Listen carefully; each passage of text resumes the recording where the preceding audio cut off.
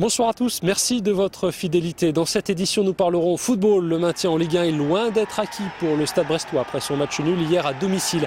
Nous ferons connaissance avec l'association Parentel qui, comme son nom l'indique, vient en aide aux parents. Et puis tout de suite, nous allons à Douarnenez avec cette question: que faire du cargo Antigone Z?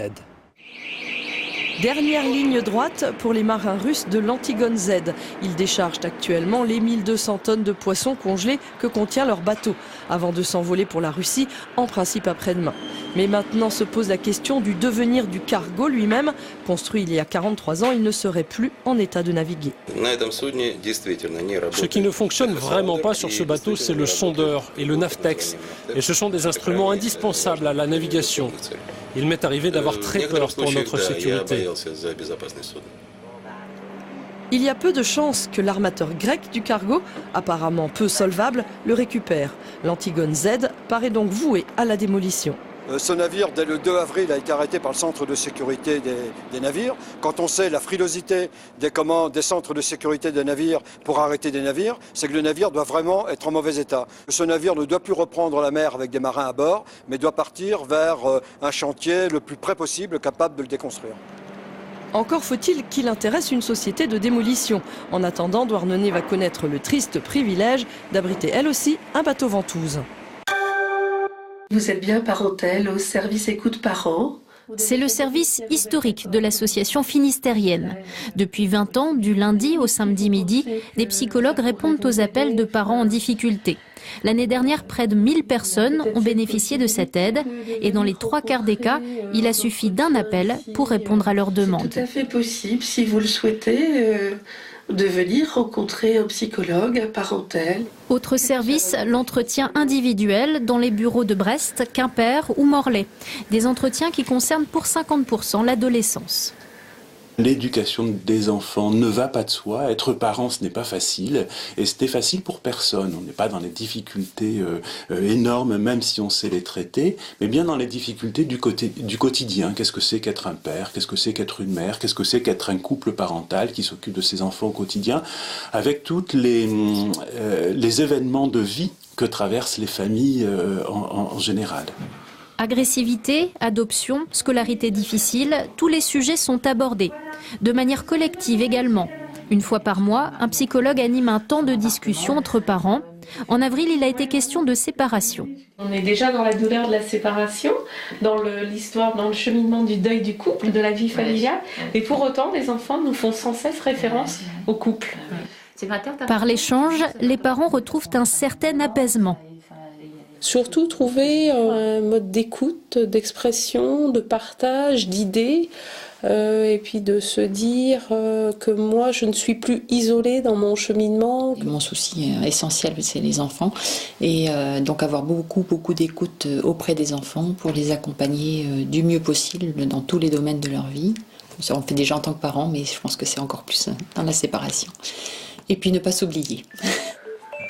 Les permanences téléphoniques de Parentel se sont étoffées et s'adressent aussi aujourd'hui aux personnes âgées et leurs familles, ainsi qu'aux adolescents en soirée. Opération escargot ce matin entre Plougastel et Brest. À l'initiative de leur intersyndicale, les employés de Tillard ont cessé le travail. Ils sont 450 dans le Nord Finistère, 450 dans des maisons de retraite, des foyers ou encore des maisons de l'enfance. Aujourd'hui, ils dénoncent la remise en cause de leur convention collective.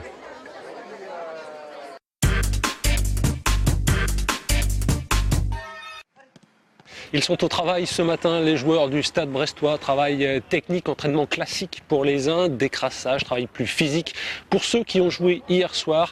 Les joueurs du Stade Brestois qui ont fait match nul hier contre Toulouse, 0-0. Ils ont laissé passer 2 points. On regarde ça tout de suite en images.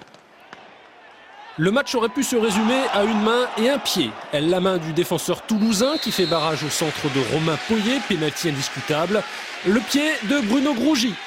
Le milieu de terrain rate son coup de pied qui aurait donné un avantage quasi décisif à 20 minutes de la fin. Il en a marqué de tellement d'importants dans le passé qu'on ne peut pas lui en vouloir sur celui raté ce soir. Pénalty important car auparavant Brest s'était montré peu inspiré devant le but toulousain. Plutôt brouillon à l'image de Djema qui avait mal choisi ses crampons. Les Brestois laissent le ballon à leur adversaire, c'était la tactique. Ce qui est positif aujourd'hui, c'est qu'on a su faire ce qu'on voulait faire, ce qu'on avait décidé de faire, c'est-à-dire les attendre, mettre une grosse densité au milieu de terrain et pouvoir ensuite jouer dans le dos de leurs latéraux et contrer. Et on a pu se rendre compte qu'on s'est procuré les occasions les plus franches. Oui, c'est vrai, hormis le pénalty, il y a eu cette percée de Le Sommier mal conclue par Grougy. En fin de match, Toulouse nous rappelle qu'elle joue tout de même le haut du classement. 0-0 n'est pas un bon résultat, toutefois Brest reprend des couleurs après la déroute subie à Auxerre mardi. Auxerre, c'était aussi un accident, peut-être un contre-coup par rapport au coach. C'est difficile à expliquer. Après, c'est vrai que dans la semaine, on s'est beaucoup parlé. On s'est dit les choses aussi entre grandes personnes. Et puis ce soir, je pense qu'on a rectifié justement par rapport à la déroute qu'il y a pu avoir. Dans les tribunes, il y a bien eu quelques sifflets, quelques mots à destination du président. Mais globalement, le public est resté derrière son équipe. Ce matin, Brest n'est plus en position de relégable au classement, mais le sera mathématiquement ce soir à l'issue du match opposant Dijon à Auxerre, et ce, quel que soit le résultat du derby bourguignon. Brest redescendra dans les 3 derniers. Il restera alors 3 matchs pour sortir de cette zone de relégation, 3 matchs importants. Un déplacement à Lyon dimanche prochain, puis la réception de Valenciennes pour le dernier match à domicile à Francis Leblay, et puis enfin peut-être le match décisif sur le terrain d'Évian. 3 matchs pour espérer signer un nouveau bail pour la Ligue 1. Isa azono gadezelen disa dans nos ekamelet. Fes days a vo e Ports Brest disul ad alecteire ranter. A varfas noz evo klevet ton nu ar strolad ultrabulit e Brest.